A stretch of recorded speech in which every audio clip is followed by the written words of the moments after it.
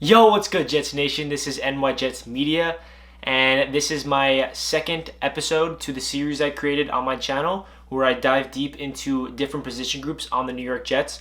In my first video, I broke down the running back position and talked about Le'Veon Bell, Frank Gore, and all those type of guys. So if you guys have not seen that, make sure you check that video out. And in this video, I'll be going over the cornerback position for the Jets. There's a lot of names on this team that's signed to the roster, including undrafted free agents and stuff like that. So with that being said, I'm going to jump right in and give you guys my projected depth chart, and then I'm going to get into each individual player and give you guys my thoughts. Do I think they're going to be good?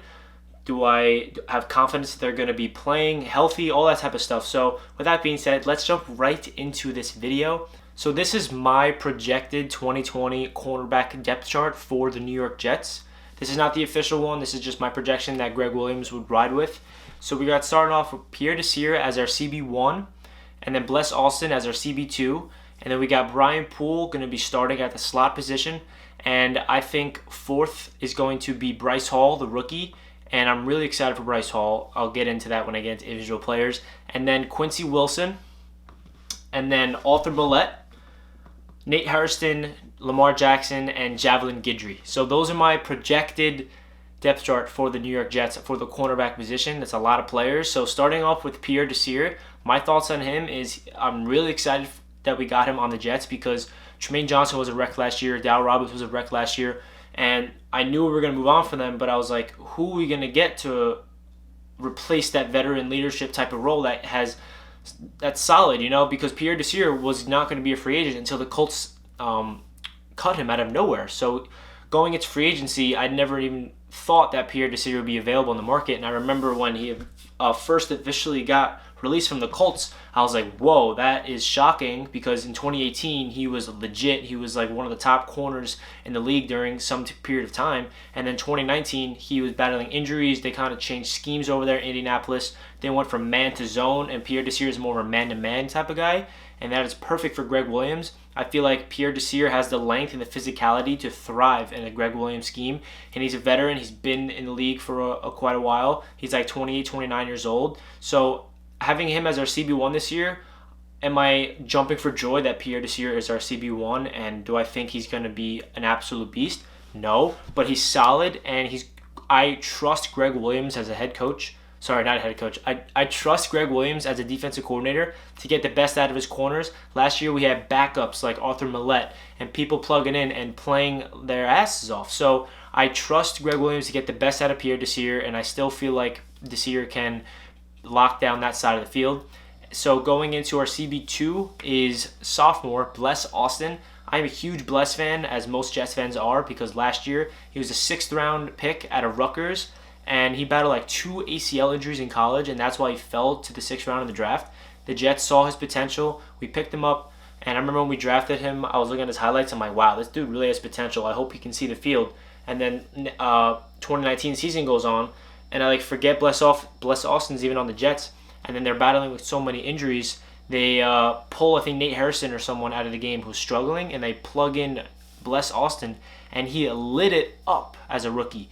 He was he was scrappy, and I like, my favorite thing about Bless Austin is you can tell he loves to hit.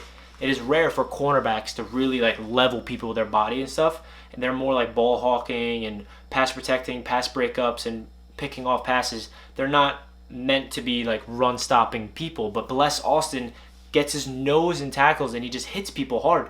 And he had nice, for a 6th round rookie to come in and show that much potential. And I really like his mentality, his off the field, him on social media, learning about him as a person. I think he has what it takes to develop, and he can be a solid guy on this Jets football team, especially in 2020. His second year, he'd probably be starting day one if he does, and he's going to have a full season to hopefully be healthy. I think that's his biggest question mark. Can Bless Austin stay healthy? Because he battled a lot of injuries in college, so that's going to be the big question mark for him. Next up, we got our slot cornerback, Brian Poole. I'm so happy we re-signed him. I knew that going into this free agency, my 2 people on defense I really wanted them to re-sign was Brian Poole and Jordan Jenkins, and we did that with both of them, 1-year deals. Brian Poole really solidified that nickel role for our defense, and Brian Poole fits Greg Williams' scheme perfectly. He is a run-stopping, tackling, kind of similar to how I described Bless Austin, but more aggressive. He really hits people hard. He had a lot of tackle for losses for a corner. He had a pick six, and he was just scrappy. I feel like Brian Poole is a perfect. He was a way better upgrade than Buster Screen. Buster Screen was our slot corner for like 4 years, and then we got Brian Poole last year, and he really came in and did a phenomenal job. I couldn't really ask more for a slot corner. He might be like a top 3, top 5 nickelback corner in the league, and we got him back for a 1-year cheap deal. I kind of wish we re-signed him for like 2 or 3 years because I really like Brian Poole, but maybe they see something in somebody else. But hopefully we can get Brian Poole back in 2021, but I don't know why I'm thinking that far ahead. But yeah, like long story short, Brian Poole, I'm a huge fan of his, and our projected starting 3 corners, Pierre Desir, Bless Austin, Brian Poole. I'm okay with that. And we have a lot of depth, like I'm about to get into. So 4th on our depth chart that I projected is rookie Bryce Hall. So Bryce Hall is an interesting guy because he kind of reminds me of Bless Austin in a way where he fell in the draft because of his injuries. Bryce Hall is a 2nd-round talent, 3rd-round talent, but he had a gruesome injury and he missed like half the season with Virginia, and then he didn't even get to go through the combines, no pro workouts and all that type of stuff, so he fell in the draft, surprisingly, to the 5th round. And I see so much potential in Bryce Hall. I really think this year he's probably not going to, it's going to be another like Bless Austin type of situation where he's going to not play for the first couple games. Maybe somebody would struggle or somebody gets injured. He gets put in, and I feel like he has potential to really make noise even as a rookie. Like he could come in, he has that length, he has that mentality. If you look up like stats, like pass breakups and all that type of stuff from college, Bryce Hall's at the top of all cornerbacks out of anybody in that position. So looking at Bryce Hall's potential, it's through the roof, and the biggest question mark for him is, can he stay healthy? Is he going to be healthy in time for training camp and go through the preseason and the season? Who knows if he's going to be healthy week 1, but I would love to have Bryce Hall in the 5th round. That value is so high. Bryce Hall can be a home run pick. He can be the guy that in 3 years from now we're like, wow, that was a steal. I can't believe we got Bryce Hall in the 5th round, and look at him now. He's our starting cornerback, and he's an absolute monster. And I feel like I really love how we have so many young guys mixed with veterans in this cornerback room. And going into this offseason, I looked at the cornerback position, and that was easily one of our weakest positions. Now looking at it, it's definitely not one of our strengths on this team, but if you look at the depth chart, there is a lot of names. We are deep. We are ready for injuries, and we like including the undrafted free agents and stuff. Like we have 9 players to choose from, and we're gonna have to cut a bunch of them to make the 53-man roster. But still, like we have a lot of names, and that's a huge thing for this Jets football team, especially with all the injuries we battled last year. So next up, I want to talk about Quincy Wilson. Quincy Wilson, we traded a 6th-round pick for him. Quincy Wilson is next up on this list, and how we got him is we traded a 6th-round pick to the Indianapolis Colts, and we brought him to the Jets. He was a 2nd-round pick out of Florida to the Colts a couple years ago, and he played really well in his rookie year, and then kind of the same thing that happened with Pierre Desir.